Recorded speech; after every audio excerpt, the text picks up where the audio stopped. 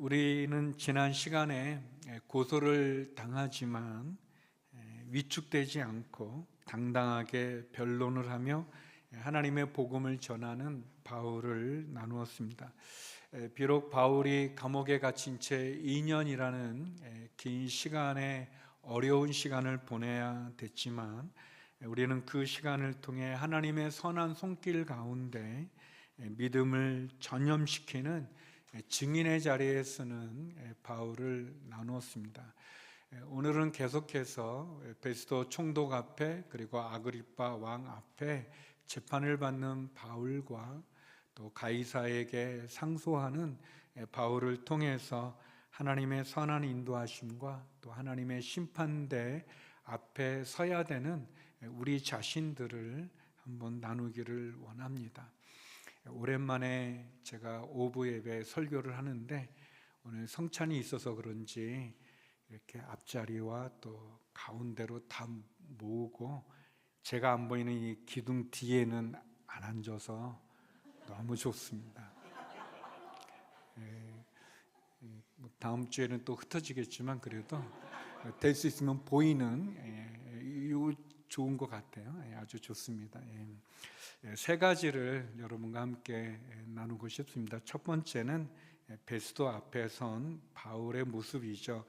우리 본문 1절, 2절 같이 한번 읽어보겠습니다. 시작. 베스도가 부임한 지 3일 뒤에 가이사랴에서 예루살렘으로 올라가자 대제사장들과 유대 지도자들이 그 앞에 나와 바울에 대해 고소했습니다. 유대 총독이 빌리스에서 베스도로 바뀌게 되고 베스도는 한 3일 정도의 시간을 가이사랴에 머물다가 이제 예루살렘의 지도자들이죠. 유대 지도자들 대제사장을 만나러 예루살렘에 가게 됩니다. 베스도를 맞이했던 대제사장과 유대 지도자들은 마치 기다렸다는 듯이 베스도에게 바울을 고소합니다. 특별히 베스도에게 자신들에게 호의를 베푸는 셈치고 가이사랴 로마의 그 군인들에 의해서 감옥에 갇혀 있는 바울을 예루살렘으로 데려와서 예루살렘에서 재판을 받게 해달라고 이야기합니다. 그러나 사실 이 요청은 진짜 바울을 예루살렘 산헤드린 공회 앞에서 재판을 하겠다기보다는 가이사랴에서 예루살렘이 한 110km 정도 되는 긴 거리인데 이송하는 중에 매복해 있다가 바울을 죽이려고 하는 그런 음모를 갖고 있는 요청입니다. 2년 전에도 바울을 죽이기 전까지는 먹지도 마시지도 않겠다고 결의했던 그 암살단 40명이 있었는데 이렇게 2년의 시간이 지난 다음에도 아주 변하지 않는 그런 모습을 봅니다. 제가 전에 궁금했던 게 2년 전에 바울을 죽이기 전까지는 먹지도 마시지도 않겠다는 그 40명이 어떻게 됐을까? 2년이 지났는데 그런 생각을 갖고 여러분은 중요하게 여기지 않지만 제가 궁금해가지고 한번 찾아봤었어요. 찾아봤더니 이제 성경학자들의 설명에는 아마 이제 그 결의죠. 서원한 그 서원을 풀어주는 그런 제사를 그런 절차가 있지 않았겠는가 이제 그렇게 설명하더라고요.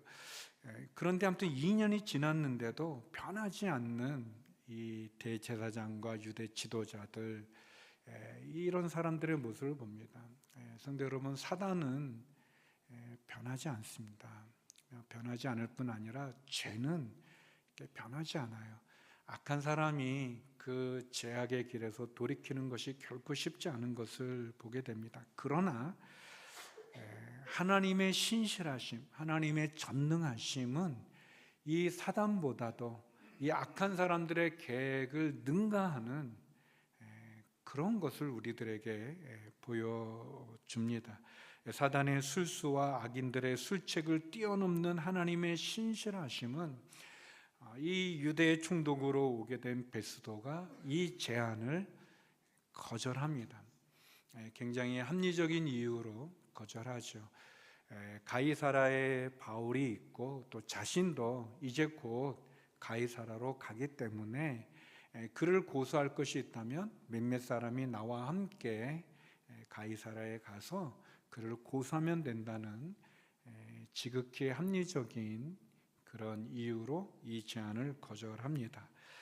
이것은 당연하겠지만 그러나 우리는 이 속에서 바울을 보호하시는 하나님의 선한 손길을 느낄 수 있습니다.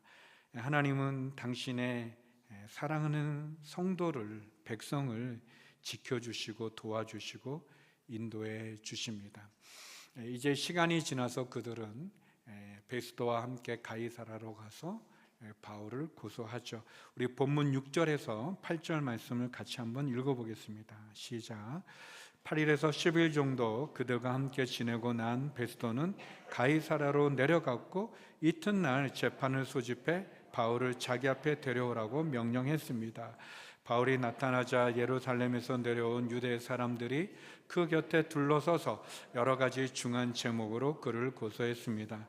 그러나 죄를 입증할 만한 증거는 되지 못했습니다. 그러자 바울이 자신을 변론했습니다.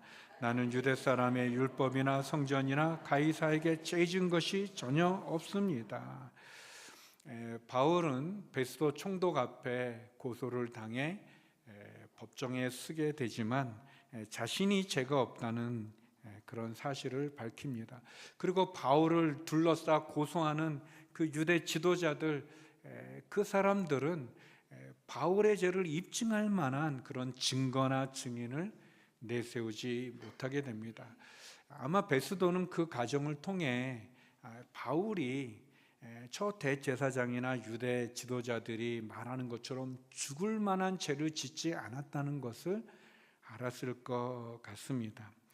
바울은 이렇게 자기를 공격하는 2년이 넘는 긴 시간 동안 벨리스 총독 때에도 베스도 총독 때에도 계속해서 고소하는 그런 사람들 앞에 그는 떳떳하고 고소당할 만한 그런 죄를 짓지 않은 그의 삶을 보게 됩니다.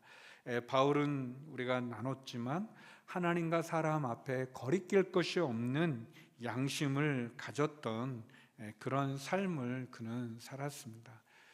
사실 사람이 다 부족함이 있고 부끄러움이 있지 않습니까? 제가 지난주에 잠깐 언급했지만 저도 고소당한 적이 있다고. 그렇게 안 보이잖아요, 여러분. 그렇지만 물론 이제 뭐 그게 진행되지는 않았어요. 너무 이제 터무니없는 거였지만, 그러나 뭐 그 이상한 분이셨지만 그러나 제 자신이 하나님 앞에 사람 앞에 과연 꺼리낄 것이 없는가? 그렇지 않죠. 그렇지 않습니다. 제가 말하면 여러분이 시험에 들고 또 여러분 또 실망하고 또 괴로워요. 그러니까 알려고 하지 마시고, 그러나 제가 말할 수 있는 건 저도 부끄럽고 또 여러분도 또 뭐 괜찮아 보이지만 또 그러나 좀 부끄러움이 있지 않겠습니까? 우리 다 연약함이 있어요. 그러나 바울이 하나님 앞에 사람 앞에 나는 거리낄 것 없는 양심을 가졌다라고 말할 만큼 그가 여러 차례 고소를 당하지만 그를 잡아 가둘 만한, 그를 죽일 만한 죄를 찾지 못했던 이런 바울의 삶은 우리가 배우고 본받을 필요가 있죠. 더불어 이 가정 속에 하나님의 선한 손길이 바울과 늘 함께하는 걸 보게 됩니다. 시편 3편 5절에서 6절을 보면 개역 개정으로 우리가 한번 읽어보면 놀라운 말씀이 있습니다. 우리 같이 한번 읽어보겠습니다. 시작. 내가 누워 자고 깨었으니 여호와께서 나를 붙드심이로다. 천만인이 나를 에워싸 진친다 하여도 나는 두려워하지 아니하리이다. 아멘. 천만인이 우리를 에워싸 공격해도 부끄러울 것이 없는, 두려울 것이 없는 그런 믿음의 자리에 서는 저와 여러분이 되기를 주의 이름으로 축원합니다.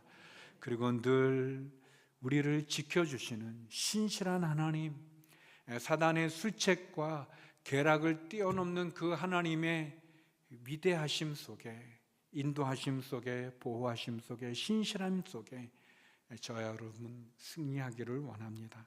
두 번째, 아그리빠 왕 앞에서는 바울을 보게 됩니다. 우리 사도행전 25장 13절에서 15절의 말씀을 우리 자막으로 같이 한번 읽어보겠습니다. 시작. 며칠 뒤에 아그리빠 왕과 버니게가 베스도에게 문안하러 가이사랴에 도착했습니다. 그들이 그곳에서 여러 날을 지내고 있었기 때문에 베스도는 바울의 사건에 대해 왕과 논의하게 됐습니다. 베스도가 말했습니다. 이곳에 벨릭스가 제수로 가둬놓은 사람이 있는데 내가 예루살렘에 갔을 때 대제사장들과 유대 장로들이 그를 고소하고 유죄 판결을 내려달라고 청원했습니다. 베니게가 유대 총독으로 오게 됐을 때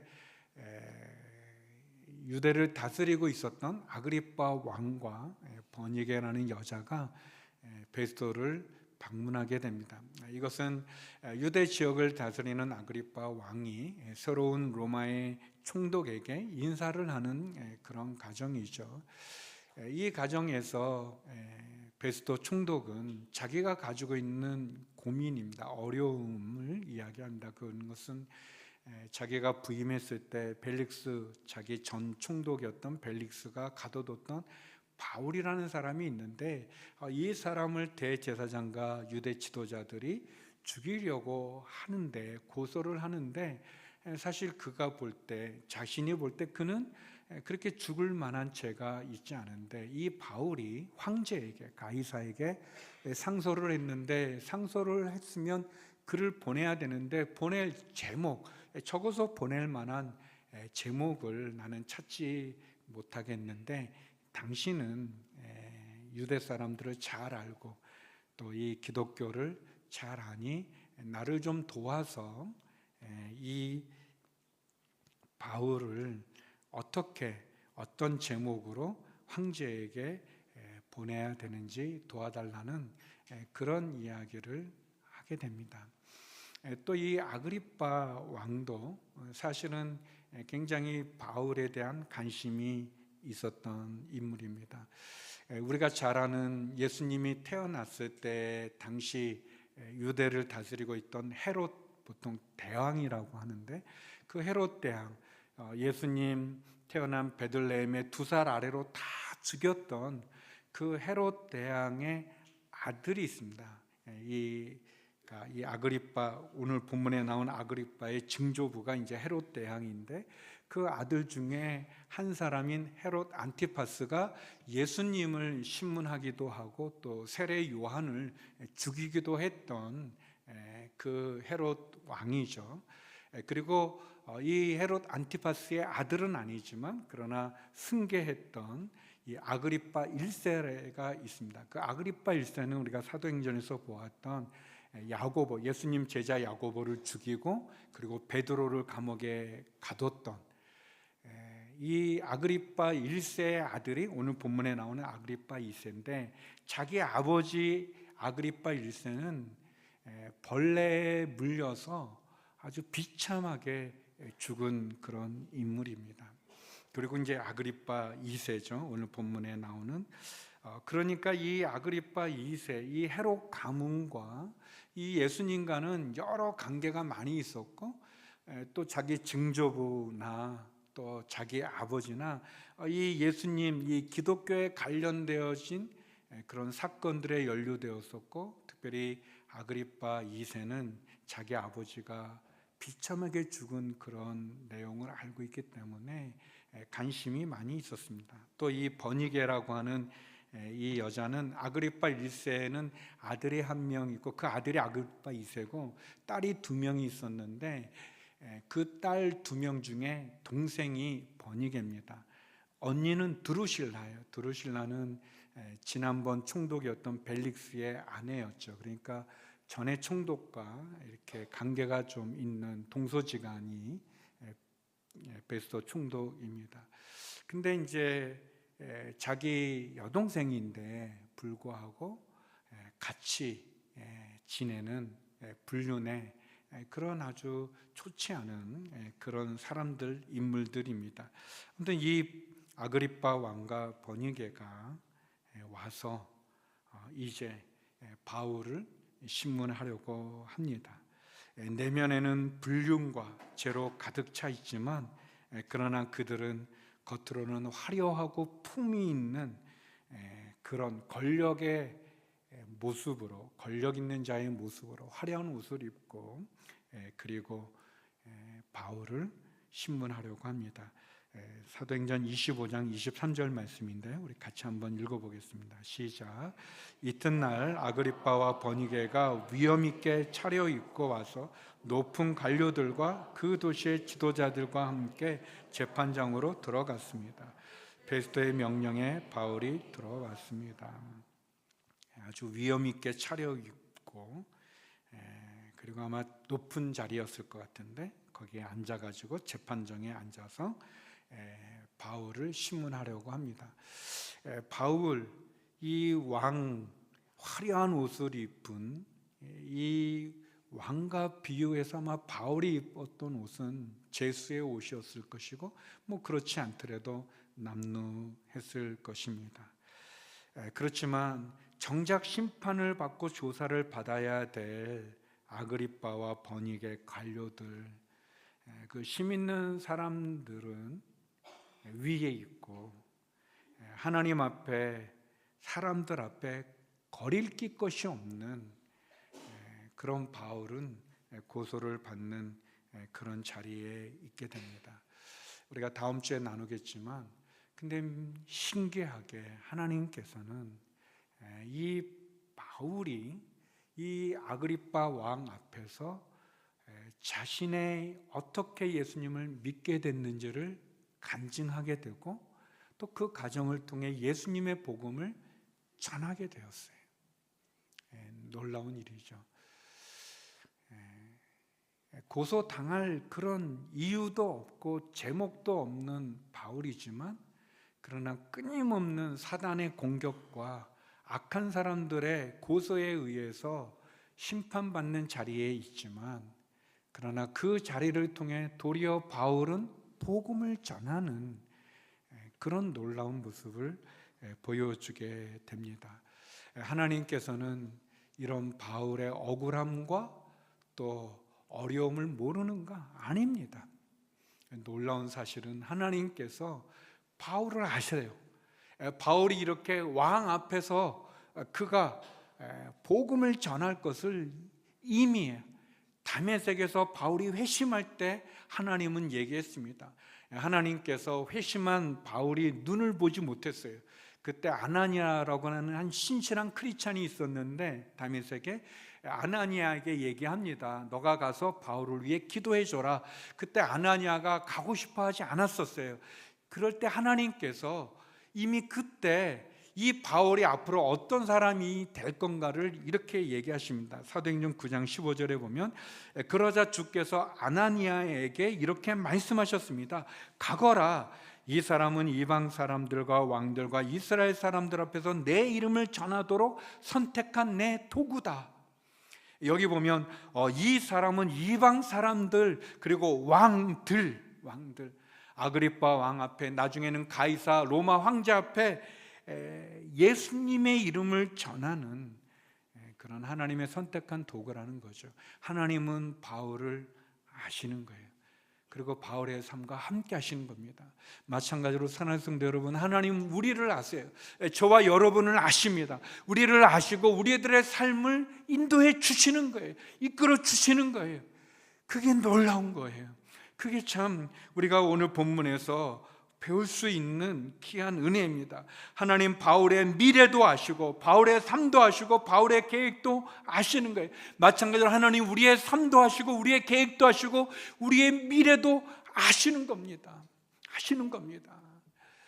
제가 예전에 동두천에 있는 중고등부 전도사를 했을 때 그 아이들이 전도사님 경배와 찬양 목요 집회에 가고 싶어요. 그게 뭔데? 저도 모르는 그런 게 있어요. 저희를 좀 데려가세요. 그래서 이제 아이들과 같이 목요 경배와 찬양에 왔어요. 제가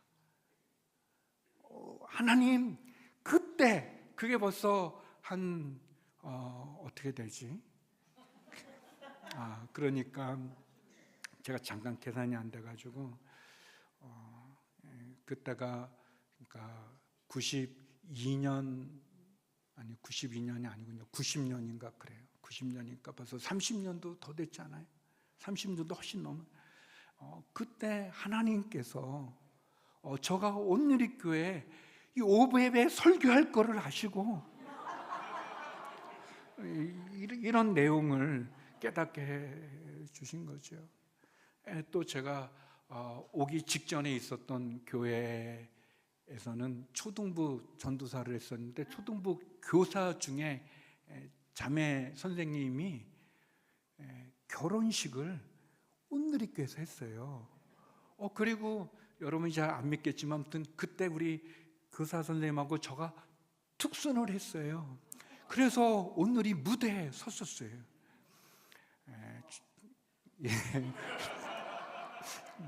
그냥 그런 일이 있다 그냥 넘어가야겠네. 너무 감동을 받으시는데 여러분, 하나님께서 바울의 미래를 아시고 이미 그를 불렀을 때 이 사람은 이방 사람들과 왕들 앞에서 나를 증거할 사람이다, 나의 도구다 말씀하신 것처럼 저와 여러분의 삶이 잊혀진 것 같고 하나님 우리를 모를 것 같지만 하나님은 바울의 미래를 아시는 것처럼 우리의 미래를 아십니다.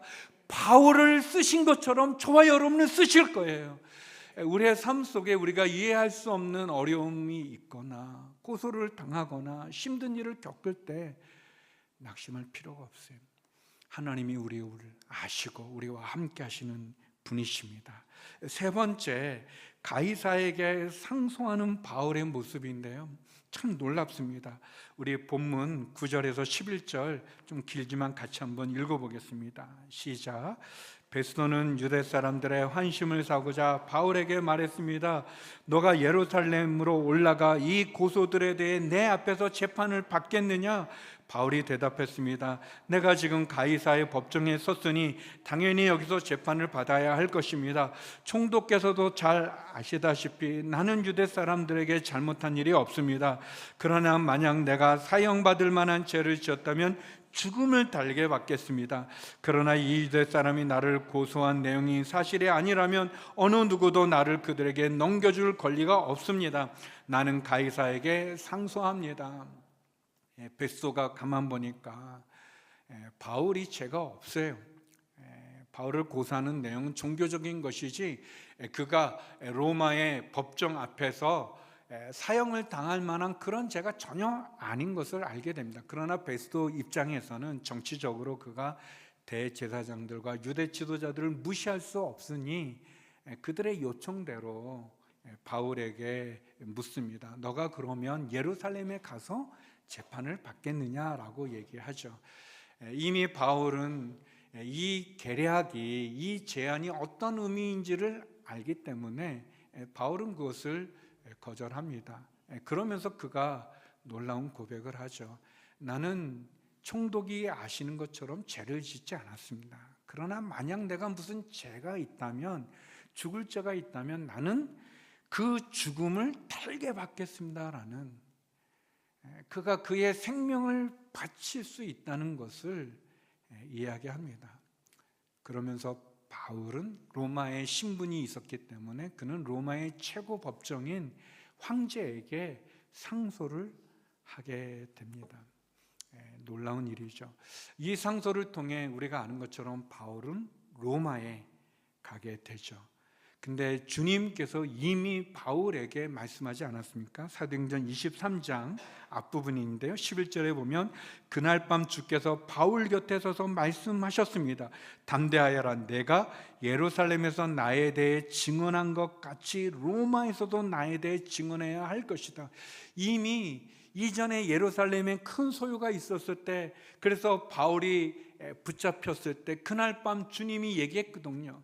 너가 예루살렘에서 나를 증언한 것처럼 너는 로마에서도 나를 증언해야 된다라고 말했는데, 말씀해 주셨는데, 놀랍게 2년의 시간이 지나고 베스도가 총독이 되어 있을 때 그가 바울이 아그리파 왕 앞에서도 고소당하지만 결국 바울은 로마로 가게 되어서 로마에서도 주님을 증거하는 것을 보게 됩니다. 악을 선으로 바꾸시고 우리의 생각과 경험을 뛰어넘어 역사하는 하나님의 위대함과 놀라움을 보게 되죠. 저는 이 모든 과정 속에서 여러분과 한 가지 나누고 싶은, 오늘 결론과 같이 꼭 나누고 싶은 것이 뭐냐면, 바울이 벨리스 총독 앞에 고소를 당해 재판을 받고 베스도 총독 앞에 고소를 당해 또 서 있고, 그리고 아그리파 왕 앞에서도 서 있는데, 성도 여러분, 우리도 언젠가 하나님의 심판대 앞에 서게 된다는 사실을 기억하시기 바랍니다. 부인할 수 없는, 피할 수 없는, 예외가 없이 우리 모두는 하나님의 심판대 앞에 서게 될 것입니다. 바울은 로마에 보내는 편지를 통해서 이 사실을 이야기합니다. 우리가 언젠가 하나님의 심판의 보좌 앞에 서게 될 것이고, 그때 우리는 우리의 행실을 하나님 앞에 낱낱이 고할 수밖에 없다는 사실을 이야기합니다. 그때 누가 우리를 도와주지 못합니다. 그때 누구도 우리를 변호할 수 없습니다. 우리를 변호할 수 있는 유일한 분이 있다면, 우리가 그 하나님의 심판대 앞에서 붙잡을 수 있는 유일한 구원의 줄이 있다면 그것은 예수 그리스도입니다. 십자가의 보혈, 그거죠. 사도 바울이 얘기합니다. 로마서 14장 10절에서 12절의 말씀입니다. 우리 같이 한번 읽어보겠습니다. 시작. 그런데 그대는 왜 그대의 형제를 판단합니까? 왜 그대의 형제를 업신여깁니까? 우리가 모두 하나님의 심판대 앞에 설 텐데 말입니다. 기록되기를 주께서 말씀하시기를 내가 살아있으니 모든 무릎이 내 앞에 꿇을 것이요 모든 혀가 하나님께 찬양할 것이다 라고 했습니다. 이와 같이 우리가 각각 자기의 일을 하나님께 사실대로 말씀드릴 것입니다. 사랑하는 성도 여러분, 바울이 베스도 총독 앞에, 또 아그리파 왕 앞에, 그리고 가이사 황제 앞에 서도 그가 거리낄 것이 없는 선한 양심으로 온전히 쓴 것처럼, 언젠가 하나님의 심판대 앞에 서게 될 때 예수 그리스도의 십자가의 보혈로, 예수 그리스도의 그 은혜와 사랑으로 하나님의 심판대 앞에 우리의 행실을 고하게 되는 그 날을 두려움으로 우리가 우리의 삶을 온전히 회개하고 돌이키고, 그래서 오늘 말씀처럼 바울의 미래를 아시는 하나님, 바울의 삶을 인도해 주신 선한 하나님을 믿음으로 고백하면서 하나님의 심판 앞에 서게 될 그날을 기억하며 온전히 믿음으로 승리하는 바울처럼 죽음 앞에 두려움 없이 온전히 쓸 수 있는 그리스도의 담대한 증인이 되기를 주의 이름으로 축원합니다. 기도하겠습니다. 거룩하신 아버지 하나님, 우리의 계획과 뜻, 우리의 미래와 우리의 삶을 아시는 하나님 아버지 앞에 언젠가 서게 될 그날 온전함으로 주 앞에 서게 하여 주시고, 바울처럼 부끄러울 것이 없는, 거리낄 것이 없는 그리스도의 담대한 증인으로 주를 증거하며 살아가는 저희들 되게 하여 주시옵소서. 예수님 이름으로 기도드립니다. 아멘.